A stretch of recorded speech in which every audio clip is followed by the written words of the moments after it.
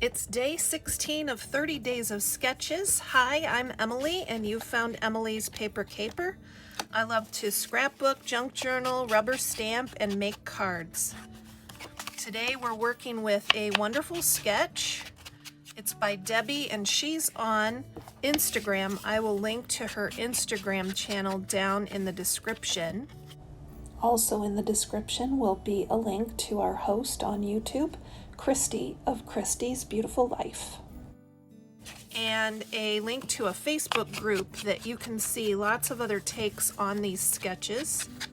And YouTube creators are saving their takes on these sketches in a playlist, which you will also find linked in the description. This layout will feature one photo. I took a photo of our luggage cart. It's all packed up and ready to head home. This is luggage for only 2 people for 4-night stay in a hotel, and I think it's absolutely ridiculous that we needed all this stuff on this trip, so I decided to tell that story. I have my journaling already done on this pocket card, and I will put this layout at the end of the series of layouts taken with photos at Harp Gathering. I have packed for home. This is a title card. I put it on the back of a pocket card. And I want to tell you about the letter stickers I used. I was running out of some of the letters I needed, so I had to get a little bit creative. This is from a 2010 basic gray set called Oliver, and I ran out of E's, and so I only had one E, and for the second E I used an F and added a little bar that I cut from a Z. And then for the M, I ran out of M's, so I used an upside down W, and it worked out nicely. I don't think you would be able to tell that I did that unless I told you about it, right? So I'm getting further use out of these letters, and I've loved these letters, so it's nice to keep using them. So we were at the Harp Gathering event, which is focused on music and sharing music. So I've got some paper scraps of music paper that I plan to use in the background.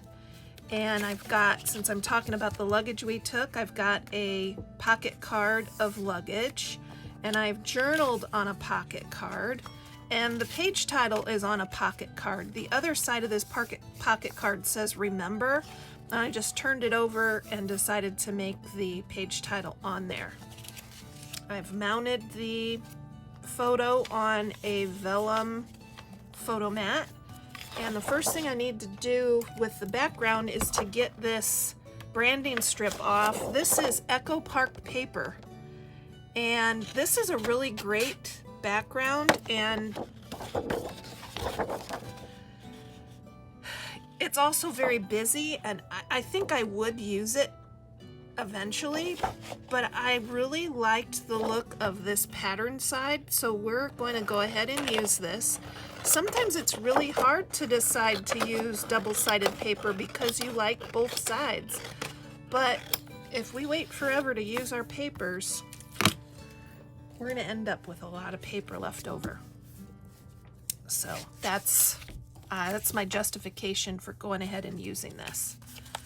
Let us go ahead and I'm going to go ahead and get things kind of laid out here. I like it when my page elements touch and overlap, and I want to take inspiration from Debbie's layout that she kind of has some torn paper across here. She's kind of created a scene, which I really like.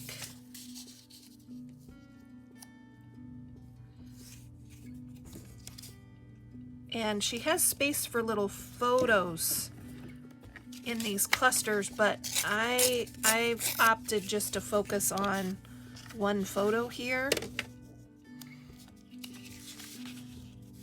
So I'm gonna kind of add some of these music strips across the page.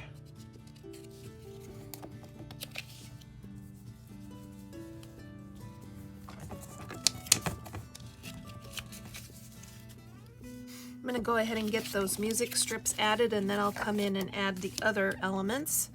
I was using my prize ribbon distress oxide to distress the edges of the other elements, so I'm going to go ahead and get that added to these